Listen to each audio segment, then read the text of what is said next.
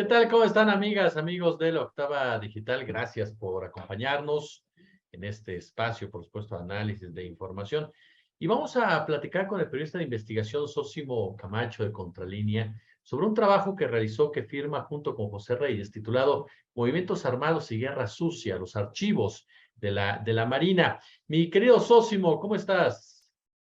¿Cómo estás, Jesús? Es un gusto saludarte a ti y a tu auditorio. Gracias por la invitación. Oye, siempre hablar de archivos secretos por parte de las Fuerzas Armadas de este país nos permite darnos cuenta cómo visualizaba el Estado, los problemas que tenía enfrente o los movimientos que tenía enfrente.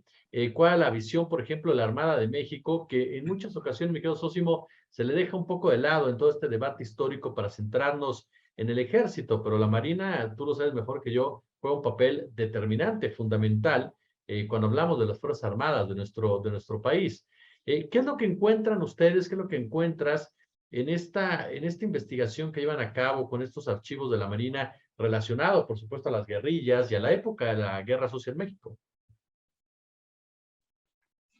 Así es, Jesús, como bien comentas, en términos generales se sabe únicamente acerca del papel que ha tenido el ejército mexicano por un lado, la Dirección Federal de Seguridad por el otro, y a ellos prácticamente es a quienes se les ha achacado todo el asunto de la guerra sucia, del terrorismo de Estado que se vivió durante las décadas de 1960, 70, 80 y 90, y que se había dejado de lado a esta tercera fuerza armada permanente del Estado mexicano, que es la Armada de México, la Marina Armada de México, y que hemos tenido en Contralínea acceso a pues archivos que en un primer momento se mandaron a hacer por el propio alto mando de la Marina Armada en 1994 y después en 1996, informes acerca de cómo se encontraba el movimiento armado en ese momento, primero ante la irrupción del Ejército Zapatista de Liberación Nacional y en 1996 ante la irrupción del Ejército Popular Revolucionario. Estos archivos, a su vez, estos informes, a su vez, se hacen con base en las propias tarjetas que sus agentes de inteligencia en campo habían recogido precisamente en estas décadas 60, 70, 80, 90. Entonces, por un lado tenemos sí las fichas de recopilación de información, pero por otro lado también tenemos los análisis que hacían ya no tanto policías, digamos, sino ya intelectuales, gente analista en movimientos armados, en seguridad nacional, que se encontraban precisamente en la unidad de inteligencia naval.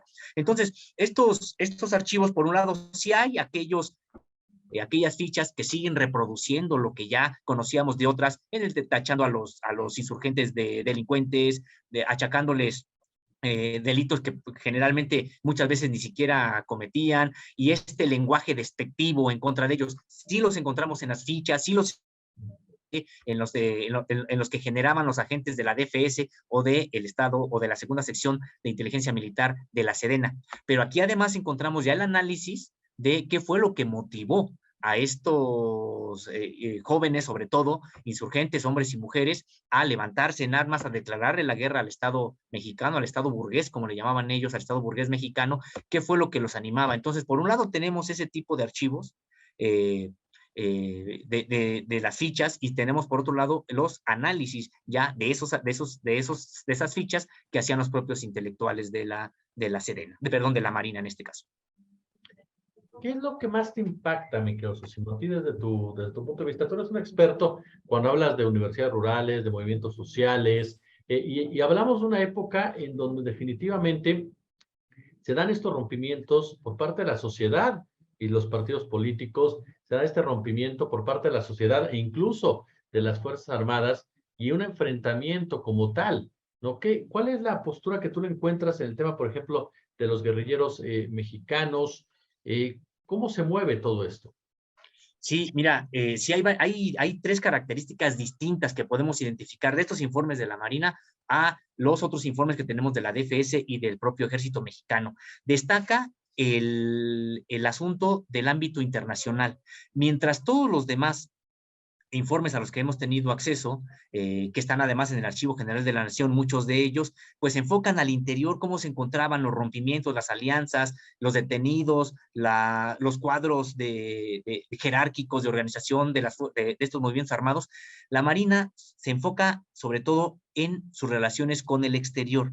Entonces podemos encontrar, por ejemplo, un documento en el que da cuenta de una reunión de integrantes de los movimientos armados mexicanos, particularmente de los que quedaban en ese entonces del MAR, del Movimiento de Acción Revolucionaria, los que quedaban de la Liga Comunista 23 de septiembre, también incluso del Partido de los Pobres, de la Asociación Cívica Nacional Revolucionaria, una reunión que tienen auspiciada en Libia por Muammar Gaddafi. En esta reunión hay movimientos armados o representantes de movimientos armados de otros países también de aquí de América Latina. Se cita, por ejemplo, a los senderistas de Nicaragua y de Perú. Se cita también a los Tupamaros de Uruguay, al MIR de Chile, y también a integrantes de la resistencia palestina, de Euskadi Tasuna, la ETA, País Vasco y Libertad, del Ejército Rojo de Japón y también de otros movimientos armados de Italia y de Alemania. Todos ellos tienen una reunión, como decíamos, por ejemplo, en Libia, en la que pues hay algunos acuerdos a los que llegan de capacitarse en uso, por ejemplo, de armas, de capacitarse también a nivel teórico. Eso es parte de esta información que da, por ejemplo, la Marina y que no hemos encontrado en otros archivos, tanto de la DFS o del Ejército. También algo que destaca en estos informes es pues que ellos consideraban que en 1994 era probable que hubiera una irrupción popular masiva en México, que no solamente el asunto estaba complicado en Chiapas, ellos citan de manera muy destacada Chihuahua, también citan de manera destacada Oaxaca y Veracruz y Michoacán. Entonces, son entidades donde se preveía que hubiera una insurrección armada importante y además destacan aquí que prácticamente el movimiento armado tenía presencia en las 32 entidades de la República. Esto en 1994, ellos estaban como que muy a la expectativa de que pudiera haber un movimiento armado importante en todo el país y destacan la presencia de algunos movimientos armados que nosotros nunca habíamos tenido noticia antes, es decir, que nunca irrumpieron, o si siguen existiendo, están todavía en acumulación de fuerzas, o se han incorporado a algún otro movimiento armado que sí haya irrumpido, pero hay otros nombres que no habían salido y que de manera destacada está el caso de un movimiento guerrillero que ellos citan, de indígenas, coras, y que está en 3 estados de la República, en ese momento, y que, bueno, pues nosotros no sabríamos de un movimiento indígena o mayoritariamente indígena hasta el del EZL en 1994, pero ellos habían identificado otro con indígenas coras en 3 estados de la República, mayoritariamente indígenas.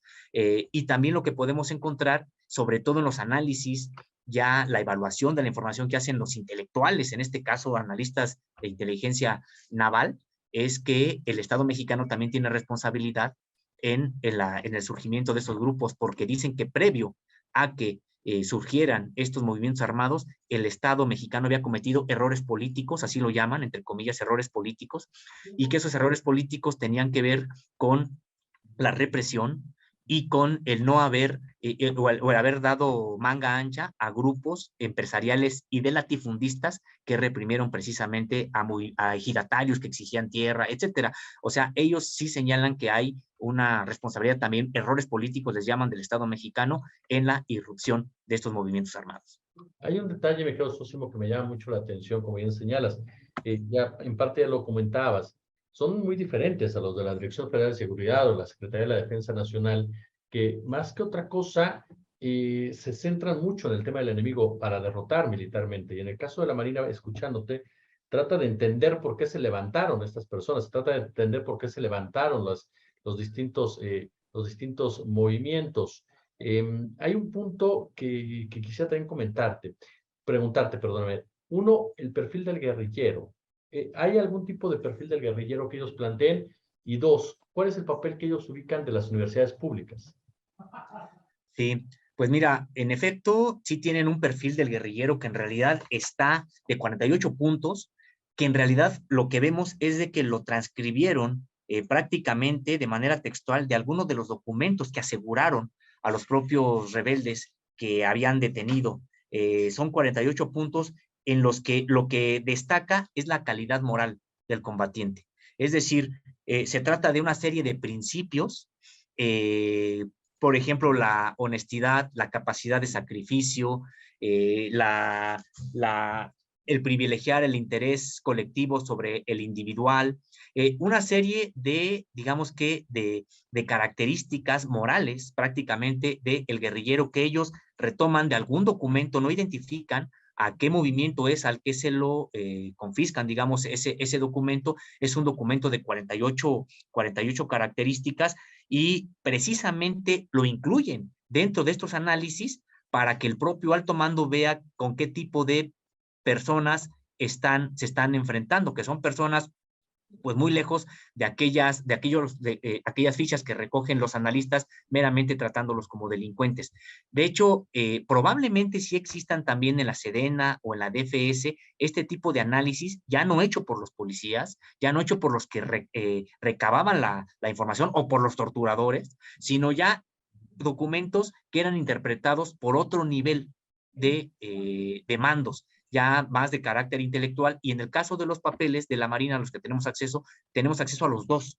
O sea, tanto el ámbito de los que recopilan información en los hechos, y ahí sí viene toda la carga de que son delincuentes, achacándoles muchísimas, incluso delitos que después se sabría que nunca cometieron, pero bueno, era una manera de justificar la andanada, la represión. Y por otro lado tenemos ya los informes de otras personas, de otros analistas, que le dan, que interpretan todas las fichas, que interpretan todo lo que habían recuperado los agentes en campo. Vaya tema, mi querido Sósimo. Yo, como siempre, quiero agradecerte tus minutos, tu generosidad con la octava, pero hay un tema que ya por supuesto, finalizar, y que es algo que siempre a mí me ha llamado mucho la atención, por supuesto. Los estados de la República, Guerrero, Oaxaca, lugares de donde han surgido precisamente movimientos guerrilleros. ¿Cuál es la visión que tiene la Marina de esos estados en su conjunto? ¿Viene algo al respecto? Y sobre todo, ¿qué pasa con la visión de la Marina sobre los partidos políticos? ¿Se trata algo de los partidos políticos en relación a estos momentos o no?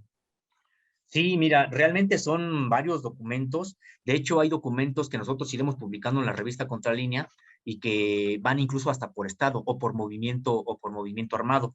Tenemos incluso, por ejemplo, una genealogía. Hay una genealogía de los movimientos armados que ellos señalan, dividiéndolos en movimiento guerrilla rural y guerrilla urbana. Y lo que realizan ellos es que van precisamente señalando cuáles son los orígenes.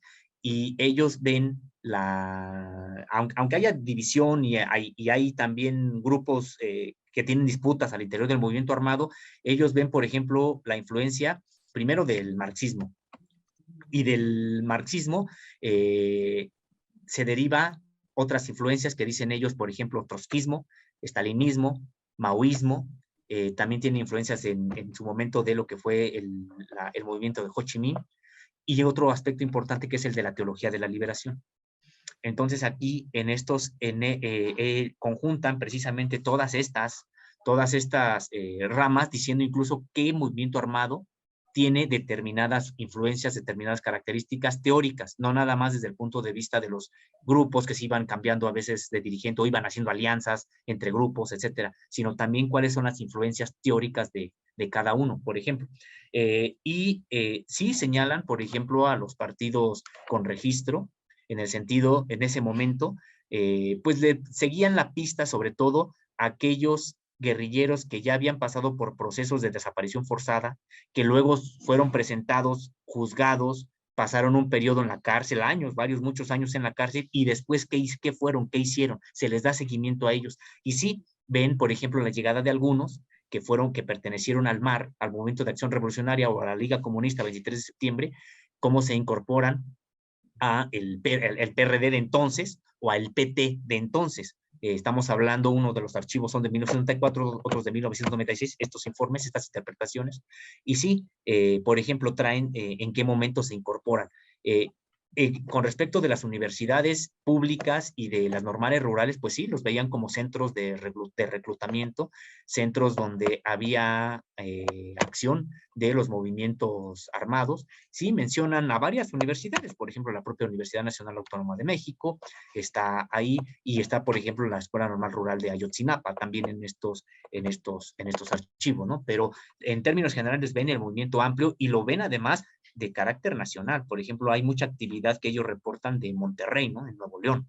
Por ejemplo, hay mucha actividad en Nuevo León, mucha actividad, como decíamos, en Chihuahua. A veces tendemos a señalar que el movimiento armado fue un asunto del sur-sureste del país, pero no, o sea, el movimiento armado, de hecho, muy importante, así fue Chihuahua, fue Nuevo León, y así se refleja precisamente en estos archivos. Mi querido Sósimo Camacho, periodista de investigación de Contralínea, de verdad, échenle un ojo a este excelente trabajo que ya está precisamente en la revista electrónica de Contralínea, este trabajo firmado con José Reyes. Yo, como siempre, te agradezco muchísimo, querido Sósimo. Muchas gracias, agradezco mucho tu invitación, saludos al auditorio.